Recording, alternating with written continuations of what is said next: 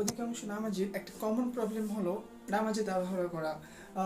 অনেক নামাজে দেখা যায় 2 রাকাত নামাজ 3-4 মিনিটে শেষ করে দিচ্ছে, কিংবা 4 রাকাত নামাজ 5 মিনিটে দেখা যাচ্ছে শেষ হয়ে যাচ্ছে। আসলে মহানবী হযরত মুহাম্মদ সাল্লাল্লাহু আলাইহি ওয়াসাল্লাম এবং তার সাহাবীরা কীরকম সময় নিয়ে নামাজ পড়তেন, এটা আমরা হাদিস থেকে জানতে পারি।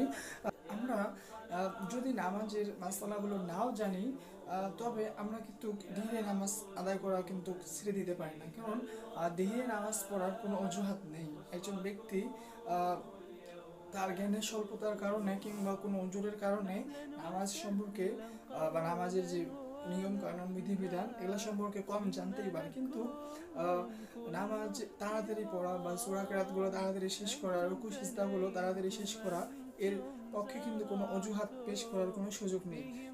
তাই আমরা আমাদের নামাজকে কবুলযোগ্য করার জন্য ধীরে সুস্থে নামাজ পড়ার চেষ্টা করব।